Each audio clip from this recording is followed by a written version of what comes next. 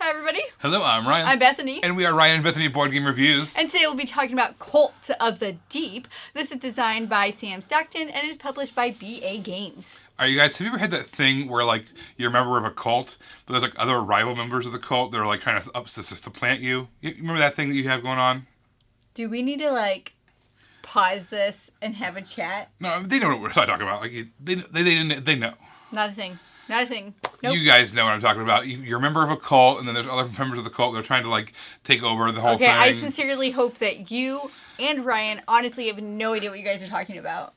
Well, that's what's going on in this game. It's a real-life example. There's this high priest, and there's somebody who's on their side, right? Or some peoples, even. This is a hidden role game, but nobody knows who anybody is except for the high priest themselves. You're trying to figure it out, take over, gain control. Let me show you how to play. All right, here's our setup for Cult of the Deep. Basically, what we've got a social deduction game where we have a lot of different roles, and each one of them has their own win conditions. So first of all, we've got the High Priest. The High Priest is going to be kind of the main focal point of the game. This person is revealed. Every other role is not revealed. The High Priest is. Everyone's going to know who that is. All right, so then we have the Faithful. The Faithful are the people who are on the side of the High Priest. They're trying to keep them alive. That is their win condition. All right, but then we've got the Kabbalists. There's a whole bunch of them. Their job, obviously, is to take out the High Priest. So because of that, the High Priest is going to start with a little bit extra health because everyone knows who they are early on, and they're outnumbered. They have a lot of people wanting to take them out. And then based off the number of players, you're also going to have either a Vengeful Heretic or a Repentant Heretic, basically kind of a wild card character that's trying to survive until the very end and outlast everybody. So those are the various roles in the game, but you also have individual characters that have character powers. So you're also going to be dealt one of these cards. Each one of these cards tells you what your starting health is going to be. It's going to tell you one of the dire symbols that's going to be kind of helpful to you in healing later on in the game, as well as some kind of special ability. This particular one, the astrologer says, during your roll phase, you may make one additional reroll. This is going to be using a die kind of like a Yahtzee mechanism where you get to roll a dice, reroll them 2 more times to kind of get the symbols you want. That particular character got 1 extra reroll. And each one of these has a special ability that's going to do something unique and make your character stand out and do something cool. And if that wasn't enough, you also have these sigil cards. These sigil cards are all kind of one-time use powers. You're going to be dealt one of these at the beginning of the game. It's going to be some cool, powerful thing that's going to be able to kind of help you out. The Sigil of Dominance, for instance. This particular one says, during any living player's resolve phase, you may recommit up to 3 dice to any rituals, changing the results if necessary. Choose any living player to receive the altar effects. If you complete a ritual, choose the keeper. A lot of that doesn't make sense yet because I haven't gone over what rituals are, but the point is these are very, very cool special effects. Everyone's going to get one. It's going to be a one-time use only throughout the entire game. And by the way, there is a nice little handy reference, kind of goes through all what the turn order looks like, as well as some of the symbols and tokens that you might see as you're playing the game. We've got our various bags. These are really nice kind of high-quality token bags that have all the different components we need in them. There's some additional tokens and dice over here that we're going to use based off of any characters or rituals that are in play at any given time. So we're either going to have 3 rituals or 4 rituals in play based off of the number of players. We have our ritual stack of cards over there, and we're going to deal 1 card to each board.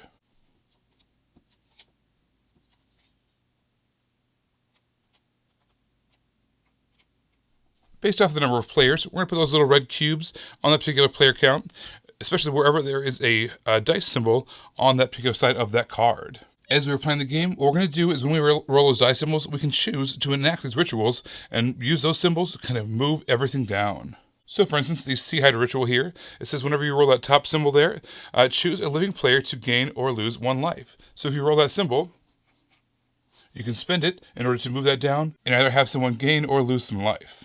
I do want to point out that this is a social deduction kind of a game. It's a hidden role game. Not everyone knows who everyone is. So we all know who the High Priest is, but no one else knows who anyone else is. In some games, for instance, all the bad guys, the Kabbalists in this case, would know who each other are, but not in this game. So you're kind of watching everyone's actions, trying to figure out whether they're good or bad, whether they're on your side or not, based off of their actions. So again, maybe even though you're a bad guy, maybe you're trying to pretend like you're a good guy, so maybe you're going to give the High Priest a life by using the Sea Hydra card. You can use any kind of misdirection or lies that you want in order to enact your goals. So under turn, what you're going to do is you're going to take the 5 dice, you're going to roll them, and you're going to do whatever they say. You're going to have a chance to re-roll them twice, Yahtzee style, like I talked about earlier. You can use those symbols to kind of enact any one of those rituals, move them further down in order to get some special benefits for yourself. Also, some of those rituals, if you're the person who completes it, who finishes it off, sometimes they just get discarded and they go away, but other times they have these keeper effects. You're able to put that in front of you, and it's special benefits that you're going to have throughout the rest of the game. Some dice symbols allow you to heal other people or yourself, and other dice symbols are going to cause you to cause damage to other players, and that's really where it gets down to it.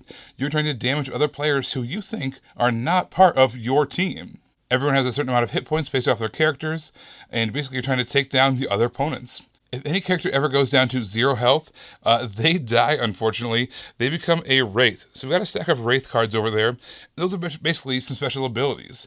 It's going to tell you what your new win conditions are as well. So maybe you're still in the same exact team. However, now your die rolls are going to be different. You're going to be using red dice instead of blue dice. And maybe you're going to be trying to swap out some other people's dice. Or maybe you're trying to help your fellow teammates in some other ways. So, when you die, you become a Wraith. You have special abilities. But you still can't roll the dice the same way you were before. You can't attack the exact same way as you could before. And you can't really mess with the rituals the same way you could before. Because you're dead.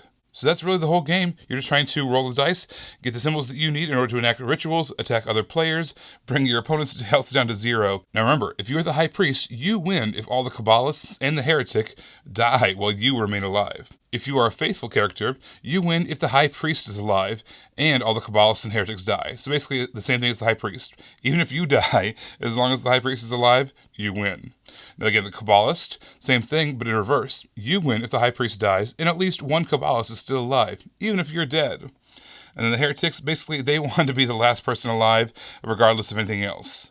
In a lot of hidden roles or social deduction games, there's kind of like a main thing you're trying to do or a mission that you're trying to go on, something to basically give clues and stuff of who other people are. In this game, the rituals did that, but I thought it was extremely clever and unique because some of the rituals, while they were out there, like bad things were happening to people the whole time that it was out there. There was even like one that's kind of like a bomb. Yeah. Like something bad is going to happen. But there's other ones too, to where if you're able to participate in it, good stuff can happen to you. So I just liked how that happened in this game. I thought it was really unique how that happened, and I thought it was really unique for this style of gameplay. Also, the dice were really neat too. A lot of times in a social deduction game, all of your actions kind of give away, who you are pretty early on, In this case, you're at the mercy of the dice. The dice, you have their results, and you get to, kind of Yahtzee style, re-roll them and all that kind of stuff.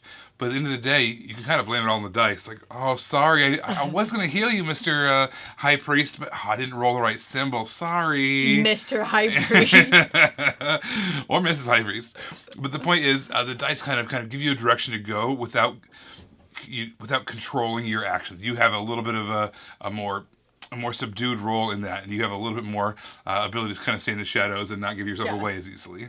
So the sigils were really cool too. So every character had this like one-time use card that was really strong card, and I felt like it did two things. One, it didn't make the card so overpowered to where it kind of ruined the entire game, but two, it made the card just powerful enough to where you need to pick and choose when you're going to use it. You don't just want to use it right away. You want to use it when it's impactful, because it will make an impact, but it doesn't totally destroy the game. So I thought that those cards were, A, like I said, I liked that we had them and they were unique, and B, they were like the perfect balance for the gameplay at hand. I thought the Wraith cards were really set this game apart, frankly. I don't like it when social deduction games do this thing where you basically have health, and then as soon as your health runs out, you're out of the game. Done. You are just sitting back watching your friends play the game without you. You're knitting, you're scrolling Facebook. That's what you're doing for the next 20 minutes to hour. Or maybe you were kind of outed as a bad guy early on, and then for the rest of the game, you just have to sit there as everybody else chooses everybody but you on these group activities or whatever the case is. This had these Wraith cards to where even after you died, you still had a chance to participate. You still got a chance to be in the game, do things that helped your cause. Your win conditions might even shift slightly. Yeah. So I thought that was really interesting how even though you could die, you were still in the game. And, you are lessened, right? You are less than what you used to be. And that makes sense. You still have reasons to try to stay alive, But you still can help with your objective. Exactly. Yeah. You're still participating, doing what you can to manipulate things and help out your teammates, whether they've been revealed or not, in that way. So I thought the Wraith cards were really neat. I really enjoyed this game. I thought it was a really fun, social deduction, hidden traitor game. I really liked how it played. I think that this game is unique enough that if you already have a game like this in your collection, I think it'd be worth adding this to, or at least taking a look at it, because I feel like it did things that was unique enough to what the game is, to what the style of game was, that you could justify having more than one social deduction game in your collection. So I enjoyed this one. When we were first getting into the hobby, the big social deduction game that was kind of like taking the world by storm at the time was Bang. Yeah. And it was really exciting. We'd never played a game like that. We liked playing these hit and roll games. But ultimately, Bang itself, kind of faded out of our favor very quickly because of the player elimination was kind of the big one, right? It's be a 45 minute long game to an hour long game. You might get out in the first 5 minutes. You might not even get a turn, without making any kind of actions of your own. So there was other problems as well. So that being said, Cult of the Deep gave me a lot of those early feelings of Bang. It gave you had the hidden role. There's the sheriff character, the high priest, that was revealed early on, and then everybody else doesn't know who anybody else is, and you're trying to figure it out through all the actions. But it solved so many of the problems that Bang had given us. So this gave me all those same early excitement feelings, but then we get to keep those feelings because the game is fixed. The theming is better. The art is fantastic. The rituals were really cool. The way the dice were used, the hidden rolls, the wraiths, everything came together. A really, really, really fun package. It's a little bit more involved than, let's say, Secret Hitler or The Resistance or Avalon, one of those kinds of games. But like Area 51, if you like something like that, this might be something that you'd want to check out. Yes, this one is a little bit more involved, but I think it's going to be a richer, more satisfying experience because of it. And this has been a hit for our family and our groups. Everybody, thank you so much for watching, and don't forget to subscribe so you can see our videos as they come out. Until then, you can find us in all of these places. You guys, thanks for watching, and we will see you next time. Bye.